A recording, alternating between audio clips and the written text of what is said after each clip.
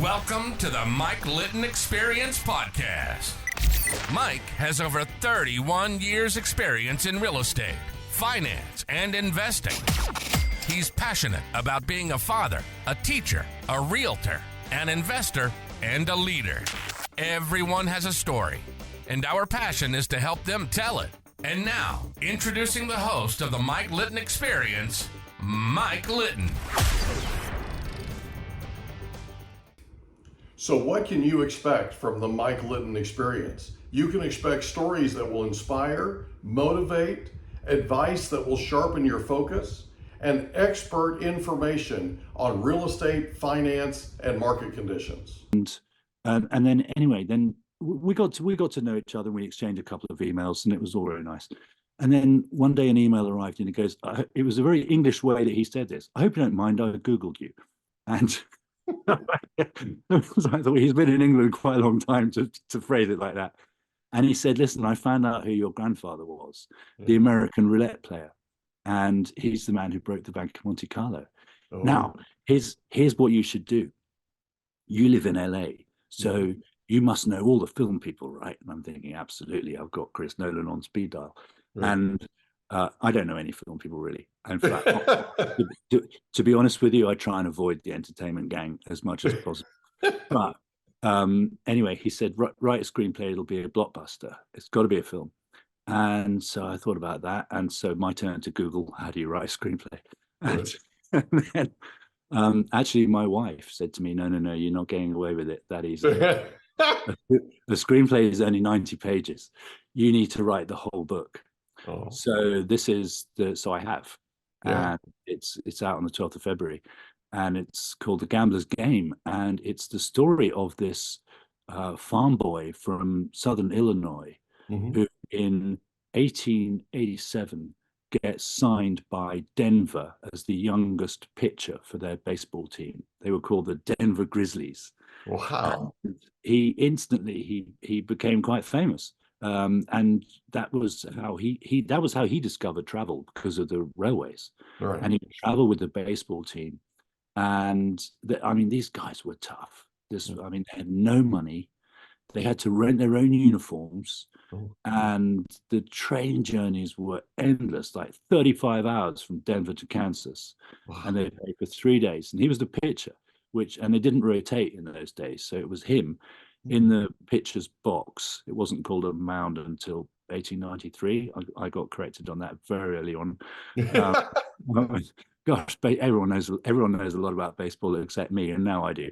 But imagine pitching for 3 days solid in the sun or in the freezing cold. And anyway, so he then got into roulette, and it's an extraordinary adventure. And I didn't want to write a biography, because even though there's a lot of facts out there, I've got 150 newspaper clips from around the place, but I wanted to make it an adventure. I wanted you to go on the adventure with him, because this is, like 1900 in the USA was the most exciting time in the history of the planet, as far as I'm concerned. Can you imagine you've got electricity in your home, and then a telephone, then a motor car, and then there's airplanes flying around.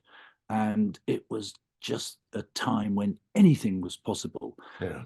And so he was a roulette player, and a pretty good one, and ended up in Monte Carlo, and he stayed there for 8 years. Wow. And as far as we know, he's the only American to break the Bank of Monte Carlo. Anyway, then he met my grandfather.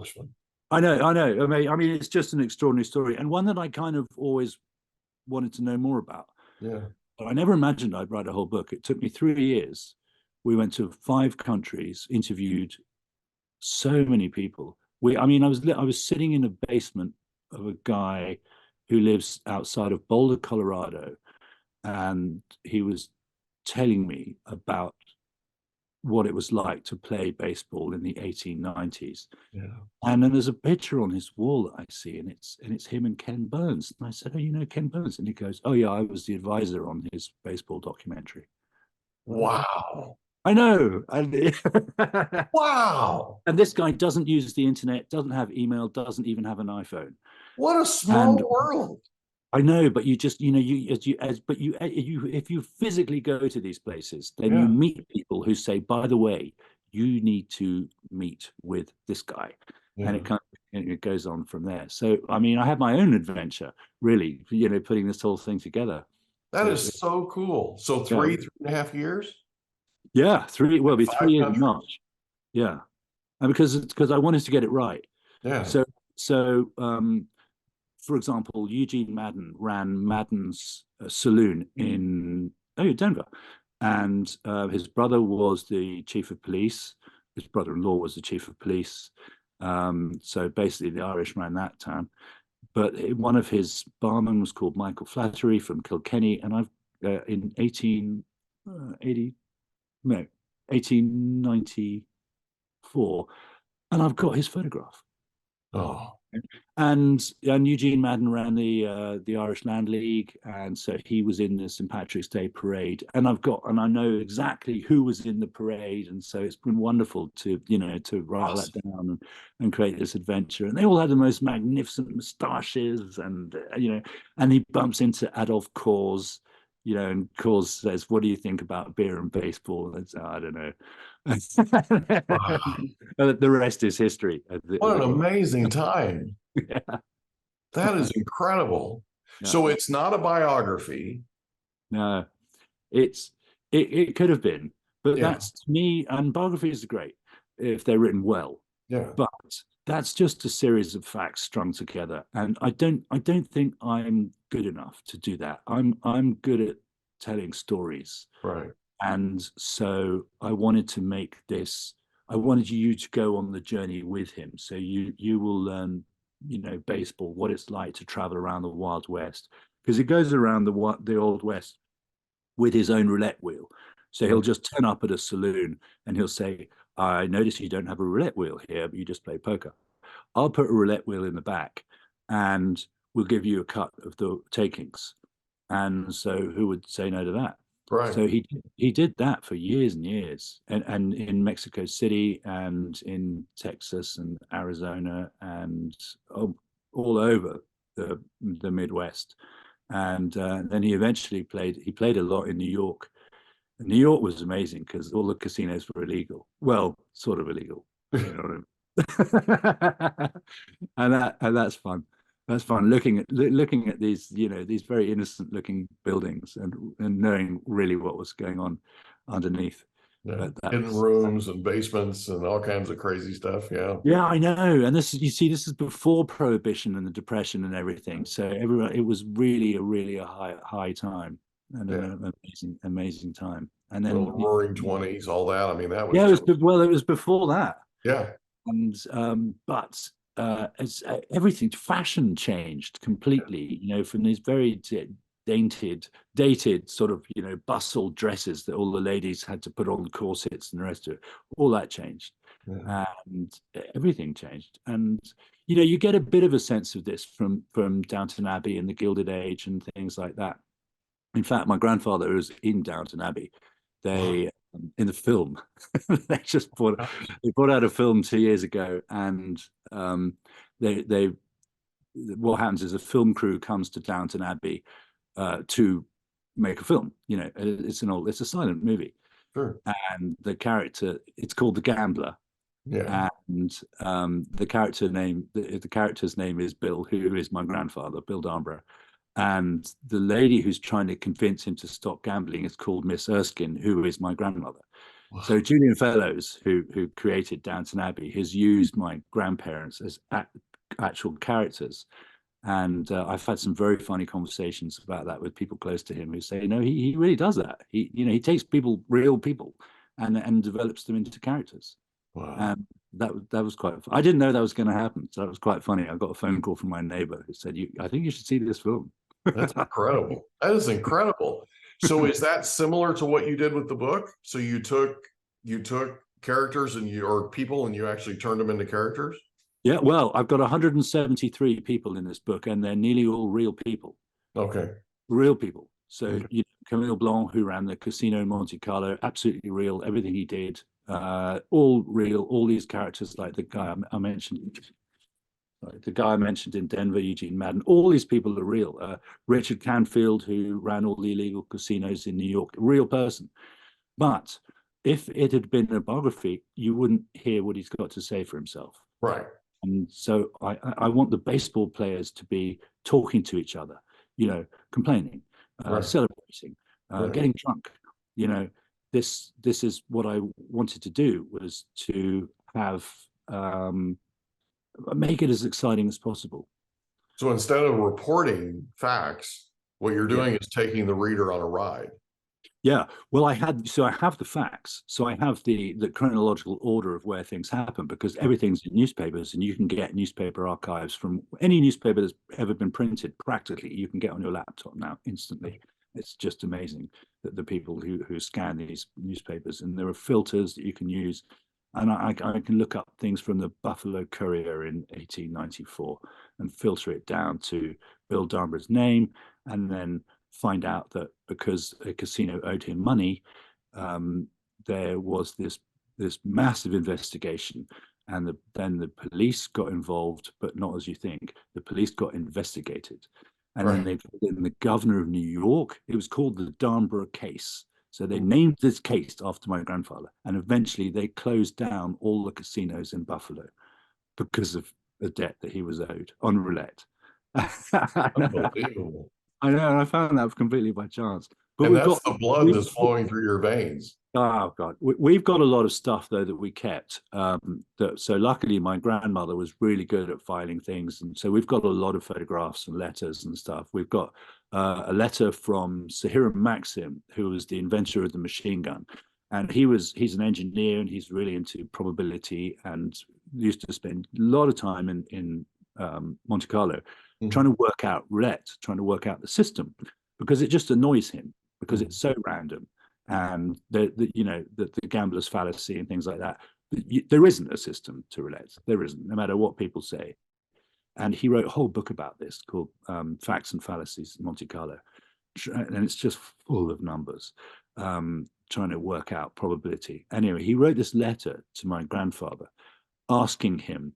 He outlined exactly what his winnings had been over the last few weeks, and how he'd played. And he said, "Would you care to share with me, some more information about your system?" And this is from the guy who invented the machine gun. Wow. And I've got the letter, and it's hilarious. I don't know if he replied. I very much doubt it. Yeah. Because if he really had some incredible, very basic, simple system that you can just pass on from word to word, we'd be having this conversation on my yacht. Right. Isn't that true? I love that, man. So let me ask you this. So the book's coming out next month? Yeah, well, this month. This month, yeah.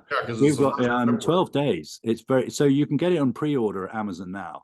Okay. Game, and I'm so pleased that it's not only print and Kindle, but we've found the most amazing guy to do the audio, because awesome. This is really difficult, because it's so that the book is, I read it in American English, which is sometimes a little bit harder than you might imagine, because like in England they say towards, right? In the US you say toward, and so it's tiny little details like that I wanted to get right.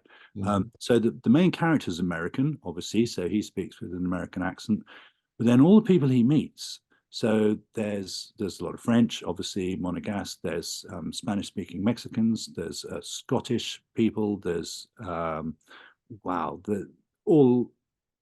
Italians. There's an Italian banker who lives in Monaco, and he's got a really weird accent. He sounds like Inspector Clouseau from the Pink Panther. But anyway, we found this guy, Kevin Clay is his name. We found him in Arkansas, and he can do all of that. Oh, and it's very rare that you find, because people can do accents. Yeah. You can do, there's a lot of Russian in this as well. There are the Russian dukes who played roulette in Monte Carlo. You can do an accent, but then to have people with different accents talking to each other and dialogue is really, really tricky. Yeah. And we were so lucky to find Kevin Clay to do this.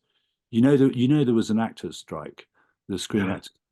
It was because of that he was available. So I'm very grateful for the strike. So actors and writers, right? I mean, actors and writers, yeah. And And they've now settled it, right? So that's Yeah. Oh, yes. It's that's been all taken completely care of. settled. Yeah. I They know. get back to And, you know, work. aren't I lucky that I didn't agree to write the screenplay, because that's what I could have ended up doing. And then I'd be on Right. strike And after you could have COVID as been, well. yeah, you I could have mean, been stuck. terrible. It's COVID Yeah. and then a strike. And, you know, and I live in LA, and it's amazing because you just see a lot of less cars on the street. It was really obvious that, you know, everyone was affected. Yeah. But It's a ripple effect, right? A whole Yeah. bunch of people that are working and active and all that and filming and all that. And then all of a sudden that's taken away. Yeah. Almost like a ghost town, right? It's that you see the effects of it. Yeah. And it affects everything. It affects other businesses that rely on those crews and rely on what they need and what they provide and that kind of thing. So Oh, yeah, that's it. That completely. You know, Yeah. I mean, you know, you could be, you know, a cable guy or a carpenter or makeup or you name it, wardrobe.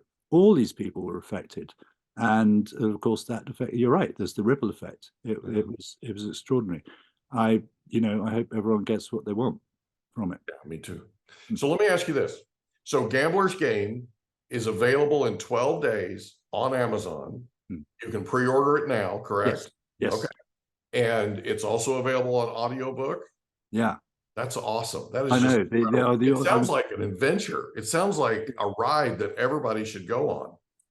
Well, I hope so. I think it's an extraordinary story. Yeah. I'm very, very pleased to have actually done it, you know, because these are the kind of things that you can think about and procrastinate for years and years and years and think, well, I haven't really got enough information.